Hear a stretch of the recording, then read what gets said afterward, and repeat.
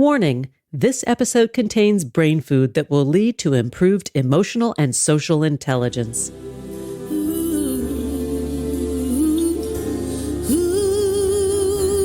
Thanks for tuning in to Harvesting Happiness today for a healthy serving of consciously prepared brain food.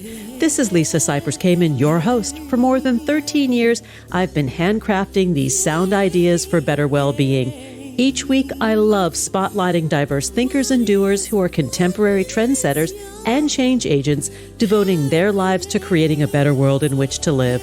I invite you to listen up and change the way you think about human happiness. Our award-winning content is fresh, optimistic, and purpose-driven media that promotes well-being from the inside out. Alrighty then, let's dive in. This episode offers psychosocial education designed to inspire and motivate our listeners. The information provided does not constitute a therapeutic relationship nor a substitute for professional mental health care. If you are experiencing a mental health crisis, call 911, go to your nearest emergency room, or for listeners in the United States, text 988 for the National Suicide and Crisis Lifeline. Good morning, good afternoon, and good evening, wherever you are. Thanks for joining me on today's show, where we're talking about unlocking happiness, the power of lifelong learning and curiosity. Think for a second. Remember the excitement of learning something new as a child? That sense of wonder and accomplishment when you first figured out how to ride a bike, solve a puzzle, or read a book? That joy doesn't have to end with childhood. And in fact, lifelong learning is the secret to maintaining that spark of happiness throughout our lifetime. Today's guest is Dr. Zena Hitz. She is a scholar of classical philosophy, especially questions about law, character, friendship, and the human good. She writes about freedom, education, happiness, the decline of institutions, faith, hope, and love. Her book, Lost in Thought, Hidden Pleasures of an Intellectual Life, has received positive media recognition around the world. She's received the Hyatt Prize in the Humanities in 2020 and is the founder and president of the Catherine Project, a tuition-free online learning community. This conversation originally took place in January of 2023. However, it is more relevant than ever now, based upon where we're at in this space and time. So let's revisit ways to find happiness through a pursuit of lifelong learning. Who earned her PhD at Princeton and is a tutor at St. John's College in Annapolis, Maryland. Her book, Lost in Thought, has been widely discussed, including in the Wall Street Journal, the Chicago Tribune, El Mundo, and the Irish Times. It's been translated into multiple languages. She received the Hyatt Prize in the Humanities in 2020 and is the founder and president of the Catherine Project. And we'll talk about the Catherine Project in the course of our conversation. But first, here's Zena. And Zena, I'm so happy to have you here because this practice that you've identified, this process that a lot of people actually go through without even realizing it's a practice, is so valuable. Thanks so much, Lisa. It's a pleasure to be here. It's learning for its own sake. That's one way of describing the practice. Yes. And I think it's something you find in the youngest children, and it's something that everyone from any walk of life can find a way into and use and cultivate as a resource, however their life turns out, whatever its vicissitudes, its ups and downs, and wherever they start from. Well, this practice that you write about is something that is quite barrier-free, and that is what I like about it. You know, that it's class-free, color-neutral. How much money you have or don't have doesn't matter. What your education is does not matter. It's this process of being curious. That's right. If you'd like, I could begin with an example. Yes. By a story. And it's the story that I've gone back to again and again in talking about my work. And it's based actually on there's a novel called The Elegance of the Hedgehog by Muriel Barbary. But there's a wonderful film called The Hedgehog, or La Hérisson, where the central character, her name is Renee. She's the concierge of a upper-class apartment building in Paris. She, of course, herself being a concierge, being like a building superintendent, is working class. She's very unusual for a film. She's middle-aged. She's a little pudgy. She wears slouchy cardigans. She's clearly going gray. Her face is getting wrinkled. She is not a picture-perfect movie star. And she puts on a front of just what everyone expects her to be in the building. Someone frumpy, cranky, and interested only in getting the job done. But she has a secret life. And her secret life is pictured, it's so beautiful in the film, I highly recommend it, where she has a hidden room behind her kitchen. It's stuffed with books. And she retreats into her room and she reads philosophy, literature, you name it, everything under the sun. And two residents of the building, one is a 12-year-old girl named Paloma, who is sort of fed up with the rat race that even at her age she can see is everyone around her is involved in, and this idea that only achievement matters, only success matters. So she finds Renee, and she sees the door through the little window into the portal of the supervisor's lodge, and she says, "What's behind the door?" She knows that something is there. They form a very deep friendship, and also a new Japanese resident who's also, for obvious reasons, on the outside of this upper class French building, he also finds a close affinity with her. So these three people form these very close friendships on the basis of something other than the social class that divides them, something which is very human, very profound, and which takes them through whatever happens to them in their life. So that's my first example of learning for its own sake. It's a refuge from the world. It's a way of retreating from social diminishment, whether that's by social class or by race or what have you, or by middle age for that matter. I think. Hey, careful. I think as I move closer into middle age, I think a lot about the diminishments of middle age, especially for women, and it's a way to find one's dignity that is beyond all of that, and to form bonds of communion with others. As you're talking, the words quiet elegance came to mind.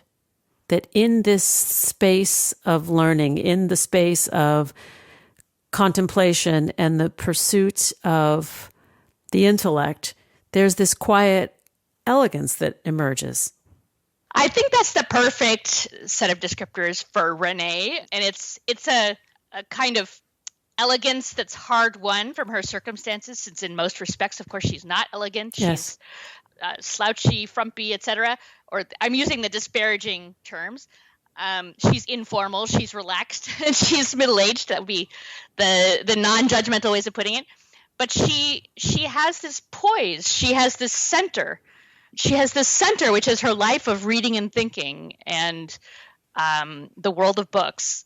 And that gives her a kind of elegance that is much greater, I think, than ordinary elegance.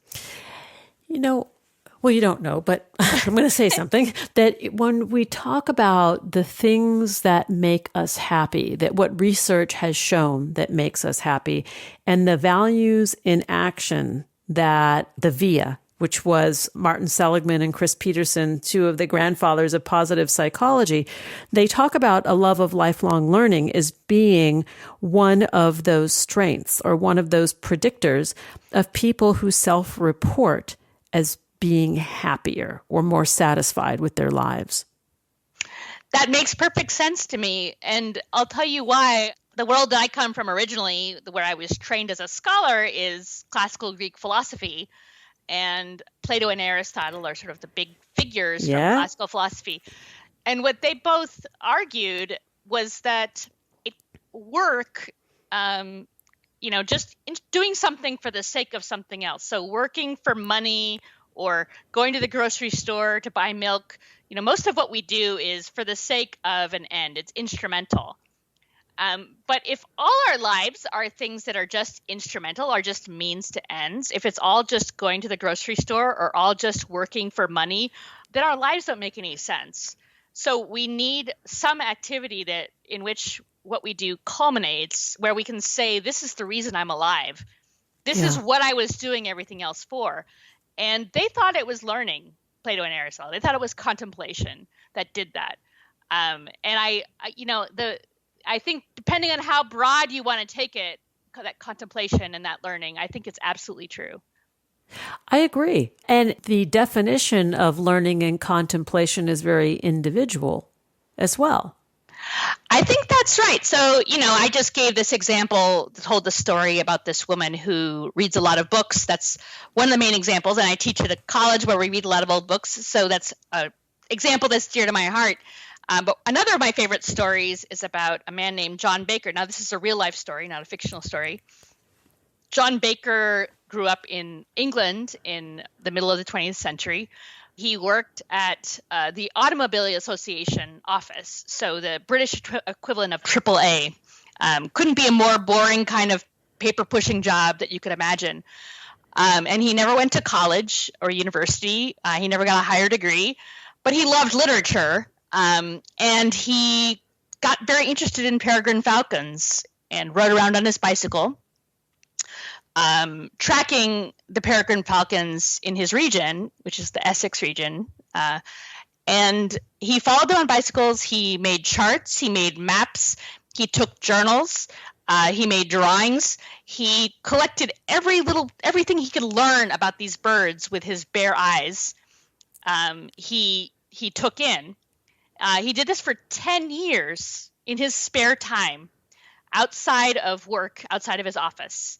And then he wrote this incredible book called The Peregrine. It's almost like a prose poem where he really confronts what it means to be a human being, trying to look at a natural animal, a natural creature, trying to be a part of nature, but also our failures to really be able to enter into the world of animals.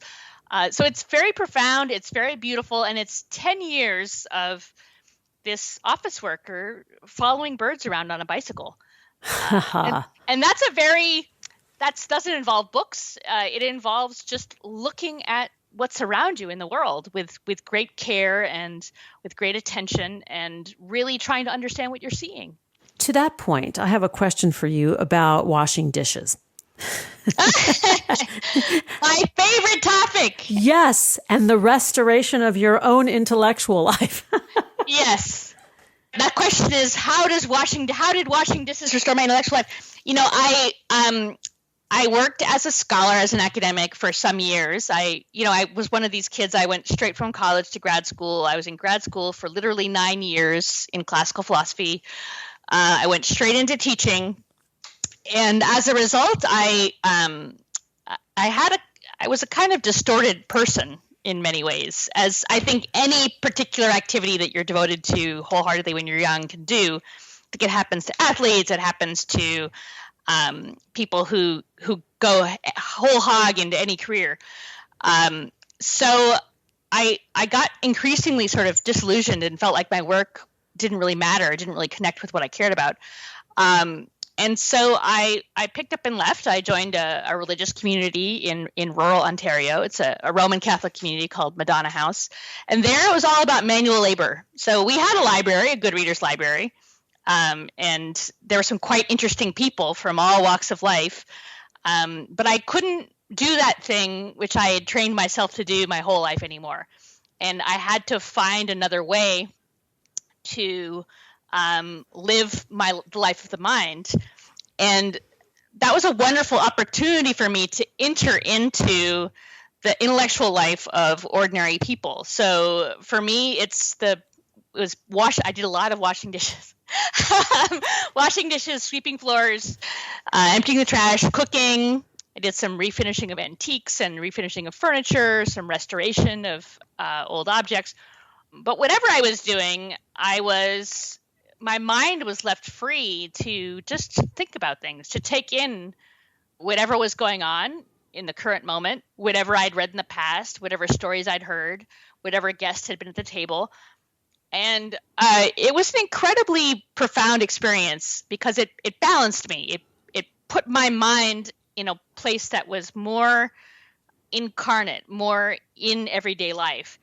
And it helped me to see how available intellectual life is for everybody, even for people who have, strictly speaking, very little free time. Yeah. We're going to take a brief break. And then when we come back, we will continue the conversation with Zena Hitz. We're talking about Lost in Thought, the hidden pleasures of an intellectual life. To learn more, please visit zenahitz.net, on Twitter at Zena Hitz. Here comes the pause. We'll be right back. Wait. Before we take that pause, let's talk about the summer sizzle and how all the warm weather outdoor activities can wreak havoc on our hair. If you're anything like me, with all that time out in the sun, our scalps and hair could use some serious rescue, making right now the perfect time to start Nutrafol. Nutrafol is the #1 dermatologist recommended hair growth supplement, with over 1 million people seeing thicker, stronger, faster growing hair with less shedding. Just like our skin, the condition of our hair reflects our overall health. Both external and internal factors can impact the way our hair looks, feels, and grows. Physician-formulated and drug-free, Nutrafol supports healthy hair growth from within to target the key root causes of thinning, including stress, hormones, environment, nutrition, lifestyle, and metabolism, all through whole body health. In clinical studies, 86% of women saw improved growth after taking Nutrafol supplements twice daily for 6 months, and 72% of men saw more scalp coverage after 6 months. I've been using Nutrafol religiously for more than 2 years. Shedding has been significantly reduced. My hair is now thicker and healthier because of Nutrafol. Plus, some remarkable bonus side benefits include better sleep, improved stress response, and a significant reduction of those pesky menopause symptoms, including hot flashes. Nutrafol is my go-to source to help keep my strands strong from the inside out. No matter your lifestyle or stage of life, Nutrafol is a great solution that targets the root causes of thinning and supports hair growth from within. Nourishing your hair with a growth routine is simple. Get Nutrafol sent right to your door with easy online purchasing, no prescriptions or doctor visits required. Automated deliveries ensure you'll never miss a day, and you'll see results in 3 to 6 months. Get results you can run your fingers through. For a limited time, Nutrafol is offering our listeners $10 off your first month subscription and free shipping when you go to Nutrafol.com and enter the promo code HH. Find out why over 4,500 healthcare professionals and stylists recommend Nutrafol for healthier hair. Nutrafol.com, spelled Nutrafol.com, promo code HH. That's Nutrafol.com, promo code HH. Now let's take that break. We'll be right back. Research tells us that happiness is good for our health. Happy people live longer, are more productive, and make better partners, parents, and professionals. Want more sound ideas for better well-being? Check out our new bonus edition content, More Mental Fitness by Harvesting Happiness, available exclusively on Medium and Substack. One thing I know for certain, happiness waits for no one, and at times we all need a little support. To learn more about lifestyle management and mental fitness consulting services, please visit harvestinghappiness.com. And we're back continuing the conversation with my guest today, Professor Zena Hitz. We're talking about unlocking happiness, the power of lifelong learning and curiosity. Let's get back to the conversation. Zena, before the break, you wanted to go into another story about speaking with mothers, and I would love for you to pick up where we've left off. Yes, thank you so much, Lisa. What I was thinking about was how much trouble we have with all of the busyness of contemporary life, all of the hectic character of it, all of the multiple tasks that are crowding in us at any given time. And one of the things that I discovered in the monastery was the balancing effect of certain kinds of manual tasks. So for me, the paradigm case of someone who is pushed in a million directions and has hardly any time to think is these moms who I talk to who have young children, who are always looking for ways to feel less like they're being used up in their circumstances and more to connect with who they are as human beings, who they once were. And maybe they don't have time to read a whole book at this stage when the kids are really little, but they can gather little snatches of things to read, things to think about, things to contemplate. And that was the point that I was trying to make, just that anyone's, no matter their walk of life, can find these spaces and tap into that capacity to contemplate and to learn and to understand.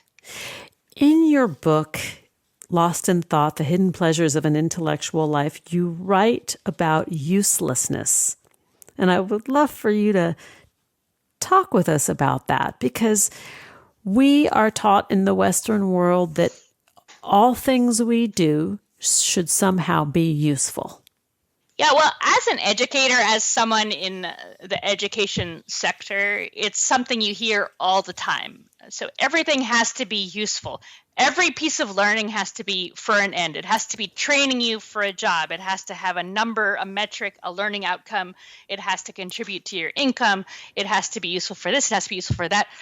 And I think that way of thinking is very destructive to the dimension of humanity that I'm trying to bring out, where what matters is having the leisure to ponder something which may not seem like it matters at the time. It could be the most pointless little detail. I mean, why do peregrine falcons matter? Why do Russian novels matter? You can't plug them into some algorithm and get cash out the other end in any obvious way. And I think when we think about learning that way, we're also thinking of ourselves that way. We're diminishing ourselves into cash generators.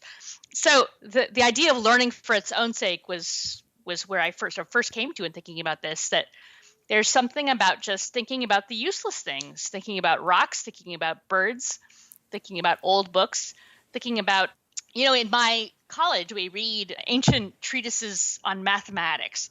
Now, there is nothing more useless in the world. It's ancient, it's, so to speak, obsolete. But I'm telling you, it's a journey into another world to read these old books of mathematics. And it shapes our inner lives. It shapes our capacities to understand and to see and to imagine. And it helps us to grow and develop as human beings. I think if you think about every kind of value that you might want to produce, it's going to have to culminate in that. It's going to have to be something which makes life more rich and full for a human being. And part of what I want to do is to bring our attention back to that. What's good for us? What do we care about? What develops us? What helps us to grow? I will share with you a secret learning pleasure. It falls into this category, and that is weeding. Yes. Perfect. Yes. Getting on one's hands and knees and weeding and paying close attention to the vast amount of life that resides in that soil. That is the perfect example. I was thinking about this just last summer. There's a particular type of weed that grows in my flower bed, and I decided one year I was just going to try to root out every last weed, And so it was on my hands and knees. I didn't have many tools. And part of what I was trying to figure out is, where does this plant go? How does it work? What's its shape? How does it feed? How is it like or unlike other plants?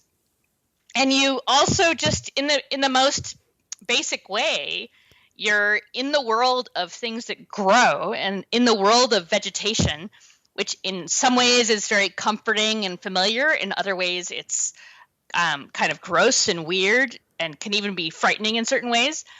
I think weeding is a perfect example. It's something which in a way is a means to an end, but it also opens up whole dimensions of life to us and helps us to see better. Yes, and it's so relaxing. Like, who knew, right? Just I know. That process of just sort of getting one's hands dirty and observing this very microcosmic environment is this practice that I interpret what you're describing.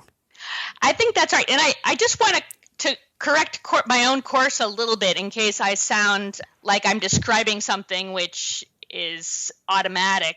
I do think that thinking about this type of contemplation should motivate those of us who have people in our hire, who can hire and fire people, who run small companies and so on. Because I think the workload for many people is extremely severe. So if I have to weed, it's one thing for me to weed my garden on a Saturday afternoon. I don't really have to do it. I can stop when I want. But if we're asking people to undertake tasks that are totally results directed, then we're diminishing that capacity of theirs to reach into their humanity. So I think that's just one thing I like to say to, we don't all of us have make choices that affect others that way. But when we do, I think it's important to think about it. Yeah, I hear what you're saying. I do. And I find this fascinating because it is calling upon us to think about our processes a little bit, Exactly. And it's a quiet thing, Yeah. It's very personal. It's very quiet. It gives another view of the mindful life.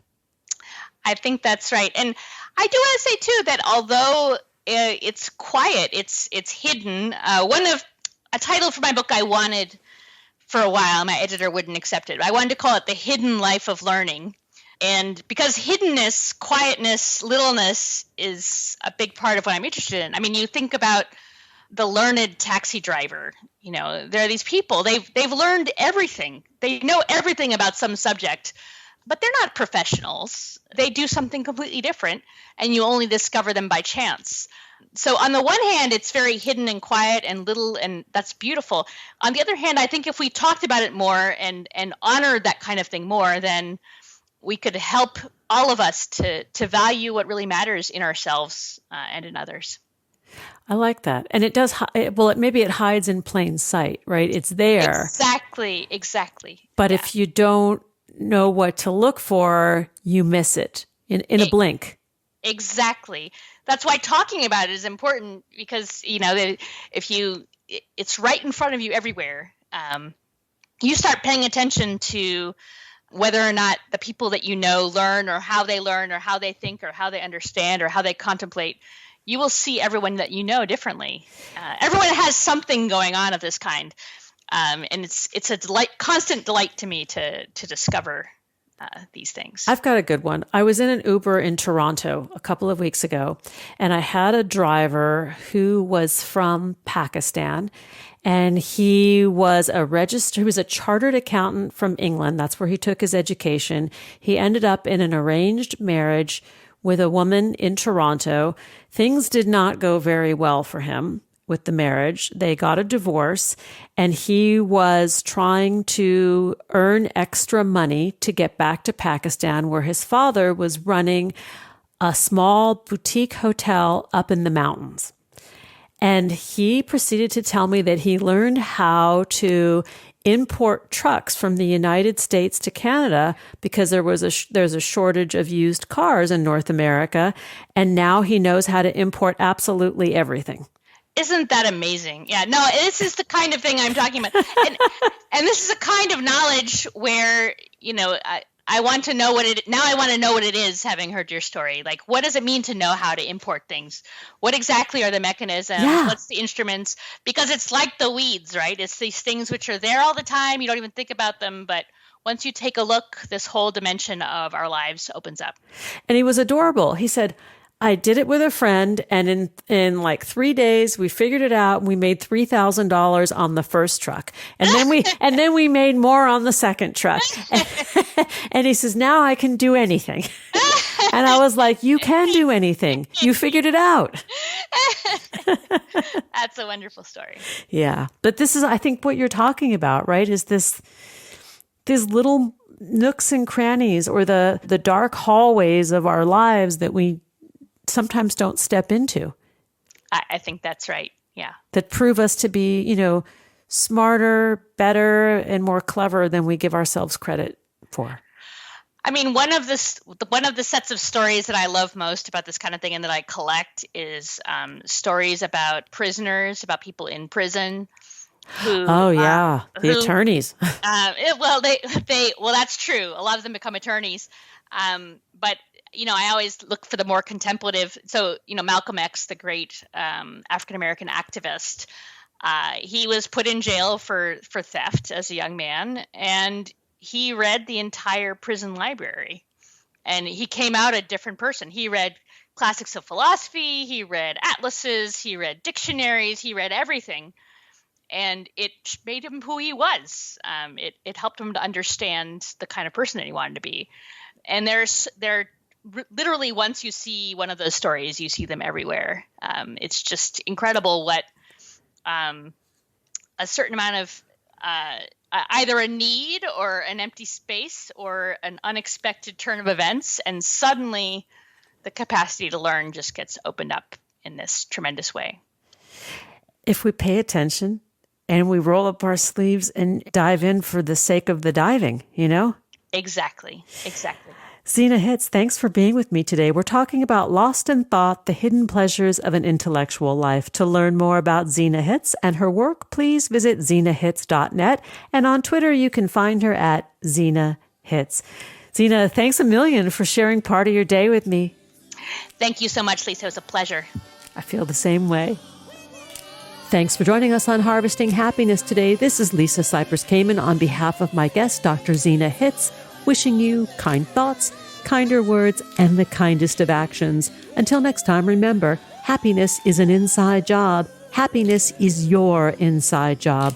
Please go out and rock your day, and remember to be kind to one another.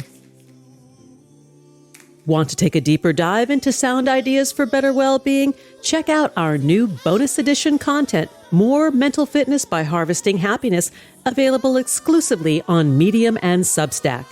Keep harvesting your own happiness anytime, anywhere from the comfort of wherever you are. Subscribe, listen, and share hundreds of downloadable episodes from wherever you get your podcasts. Connect with and follow us on most social media channels. To learn more about lifestyle management and mental fitness consulting services, please visit harvestinghappiness.com. Harvesting Happiness and More Mental Fitness are produced by me, Lisa Cypers Kamen, Andrea Mengele, Robin Boyd, Andrea Daly, and the awesome team at Podfly Productions, including Eric Begay, Kimberly Beck, and Alec Guess, in collaboration with TogiNet Radio, KBUU, RadioMalibu.net, and is available on PRX, the Public Radio Exchange.